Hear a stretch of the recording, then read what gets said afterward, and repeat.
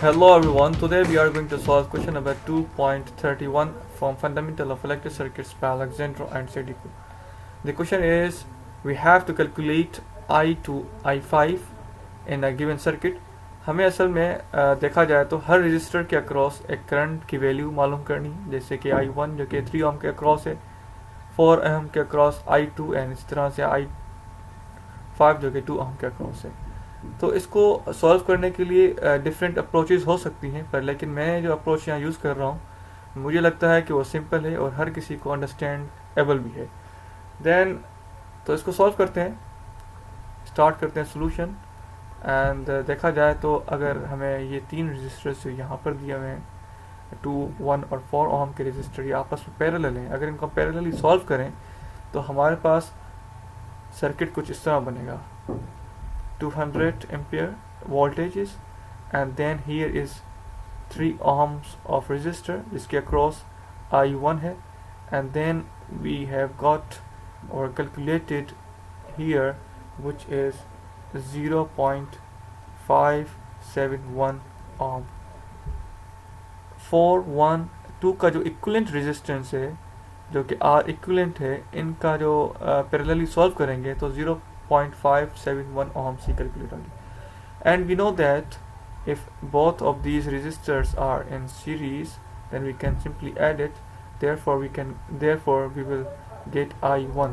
Then I1 अगर हम simply इसको यूज़ करें तो ohms लॉ का जो लॉ है वो यूज़ करें तो V अपॉन हमारे पास आ जाता है R. Then is equals to V हमारे पास 200 जो कि सर्किट के अंदर गिवन है, और उसके बाद 3 प्लस 0.571 क्योंकि सीरीज में है तो सिंपल हमने सम किया. देन वी गेट हमारे पास जो करंट निकला I of 1 is equals to 56.001 amps. ये हमारे पास I1 है. देन सर्किट को अगर हम मज़ीद आगे ले जाएं तो दरअसल सर्किट इस तरह से हो जाएगा. ये हम जो ये सर्किट हमने इक्विवेलेंट सर्किट निकाला है, this is the equivalent circuit of 4, 1 and 2, और अगर हम इसको ओपन करें इस इक्विवेलेंट सर्किट को 0.571 को तो कुछ सर्किट इस तरह बनेगा. देन प्लस माइनस की 200 वोल्ट की सप्लाई है. Then here is resistor R which is 3 ohms, and then we have here 4 ohm. After इसको जो हमने एक्सपेंड किया है 0.571 को, तो हमारे पास ये असल में इस तरह का सर्किट बना है which is here 0.666 ohm. असल में 0.66 ohm 1 ohm का और ये 2 ohm का इक्विवेलेंट रेजिस्टेंस है. अगर हम यहाँ पे थोड़ा देखें तो एक करंट जो यहाँ से आ रहा है I1 जो कि हमने कैलकुलेट किया है which is 56.001, और ये फर्दर डिवाइड हो रहा है कि यहाँ पे जा रहा है और एक यहाँ पर आ रहा है, 4 ओम की तरफ जा रहा है और 0.66 ओम की तरफ जा रहा है. देन I3 जो कि कहते हैं हम इसको I2 सॉरी कहते हैं I2 हमारे पास आ जाता है सिंपल 7.99, क्योंकि यहाँ पर अगर देखा जाए तो दोनों रेजिस्टर्स हमारे पास पैरेलली हैं और यहाँ पर ये करंट इन हो रहा है, यहाँ से डिवाइड हो रहा है, कुछ इधर कुछ इधर, तो हम सिंपली यहाँ पे करंट डिवाइडर रूल लगा सकते हैं. देन I जो कि 4 के अक्रॉस जो कि 2 है इज इक्वल्स टू हमारे पास 0.666 ओम एंड डिवाइडेड बाय हमारे पास आ जाएगा 4 प्लस 0.666 ओम. देखा जाए तो ये सवाल अगर हम देखें जिसके अक्रॉस हमें रेजिस्टर्स करंट मालूम करना होता है उसके अपोजिट वाले रेजिस्टर को हम टॉप पे रखते हैं और नीचे उन दोनों का सम रखते हैं एंड मल्टीप्लाई कर देते हैं जो करंट सोर्स होती है आपके पास 56.001 हमारे पास करंट सोर्स है जो कि यहाँ से इंटर हुई, क्योंकि यहाँ से 56.001 करंट इन हो रहा है तो यही हमें मानना होगा जो कि यहाँ पे इंटरिंग करंट है. Then we get I of 2 is equals to 7.99 amperes. मैं आपको दोबारा बताता चलूँ कि यहाँ पर जो करंट इंटरिंग हो रही है, ये जो 56.001, यही आपकी करंट सोर्स होगी, जो कि डिवाइड होगी फर्दर 0.66 ओहम के अक्रॉस और 4 ओहम के अक्रॉस। तो इसी को करंट सोर्स लेंगे, मानेंगे, और मानते हुए हमें I2 को, जिसे अभी हमने कल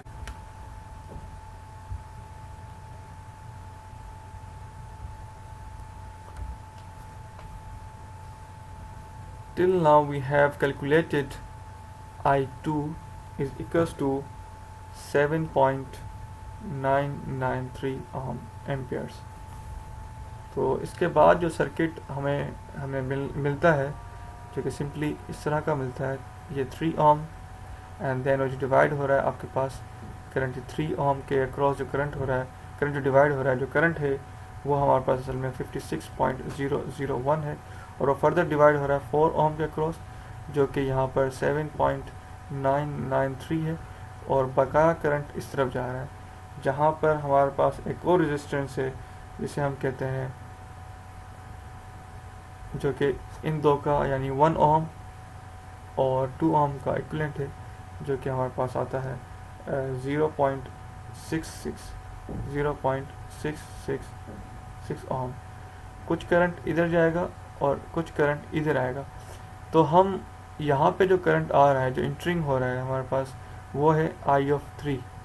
देखा जाए कि सर्किट के अंदर देखें तो यहाँ से ये आ रहा है, अगर हमने इसको इक्विवेलेंट सर्किट निकालें तो फिर कुछ यहाँ से यहाँ जा रहा है, देन फर्दर डिवाइड हो रहा है I5 और 1 ओम यानी कि I4 के अंदर। जो I3 है, देन वी कैन कैलकुलेट, कुछ करंट यहाँ से यहाँ आया तो हमें I4 के अक्रॉस तो पता चल गया, I1 के अक्रॉस भी पता चल गया, हमें I3 के अक्रॉस मिल जाएगा। Simply we will get like that I3 is equals to I1 minus I2, क्योंकि देखिए I1 में से माइनस करेंगे I2 का करंट, तो ऑब्वियसली बात है I3 हमें मिल जाएगा। तो हमने सिंपल सब्ट्रैक्शन करनी है, 556.001 minus 7.993 amperes, then I3 is equals to हमारे पास आता है 48 एम्प्स। अगर देखें तो सिंपल मैं दोबारा आपको बताता चलूँ कि जो यहाँ से करंट आ रहा है I1, जो कि 56.001 है, वो डिवाइड हो रहा है, एक तो हमारे पास आ रहा है जो कि हमने कैलकुलेट किया है 7.993, और रिमेनिंग करंट जो होगा ऑब्वियसली बात है वो I3 की तरफ जाएगा, वो I3 होगा जो रिमेनिंग करंट होगा। देन I3 हमें जब पता चल गया तो ऑब्वियसली बात है सर्किट की कंडीशन कुछ ऐसे बन जाएगा, ये हमारे पास 1 ओम है और ये हमारे पास सिंपली 2 ओम से, और इसके across I4 and here is I5। अगर देखा जाए तो यहाँ पे जो इंटरिंग करंट है, जो कि हमारे पास I3 है, वो हमारे पास आता है 48 एम्पियर्स। अगर ये इंटरिंग करंट है तो ऑब्वियसली बात है ये डिवाइड होगा, कुछ करंट इधर जाएगा और कुछ करंट हमारे पास यहाँ पे आएगा, यानी I5 और I4 के अंदर डिवाइड हो जाएगा। तो क्या हम दोबारा करंट डिवाइडर रूल नहीं लगा सकते? बिल्कुल लगा सकते हैं, क्योंकि इंटरिंग करंट हमारे पास 48 एम्पियर है, और इसी को हम मानेंगे आपकी current source. Then we will get, हमें I4 के अक्रॉस करंट मालूम करना है, then okay I4 is equals to simply है, हम 2 अपॉन हम कर सकते हैं 1 + 2 एंड देन 48 एम्पियर्स। तो सिंपल है, हम इसको क्या करेंगे, सिंपल सॉल्व करेंगे। I4 इज इक्वल्स टू हमारे पास आ जाता है 32 एम्प्स। जब हमारे पास 32 एम्प्स ये आ जाएंगे तो ऑब्वियसली बात है हमें पता है I4 के क्रॉस करंट हमारे पास आ जाता है 32 एम्प्स। तो रिमेनिंग करंट ऑब्वियसली बात है I5 होगा, जो कि यहाँ आएगा इस तरफ। तो हम सिंपली ये कर सकते हैं कि I5 जो हमारे पास होगा is equals to I3 minus I4, then I5 is equals to हमारे पास आ जाएगा, ऑब्वियसली बात है यहाँ पर 48 माइनस 32 इज इक्वल्स टू हमारे पास आ जाएगा 16 एम्प्स। देन I5 हमारे पास आ जाता है 16 एम्प्स। होपफुली ये आपको सवाल आसानी से समझ आ गया होगा, क्योंकि ये इसका मुझे आसान मेथड लगा। इसको दूसरे तरीके से भी सॉल्व किया जा सकता है, पर ये मुझे इंतहाई आसान लगा, एंड होपफुली आपको भी आसान लगेगा और आपको समझ आ जाएगा। अगर कोई भी क्वेश्चन आपके माइंड में आता है तो कमेंट बॉक्स में कमेंट करें और होपफुली आपको उसका आंसर भी दे दिया जाएगा। Bundle of thanks for watching.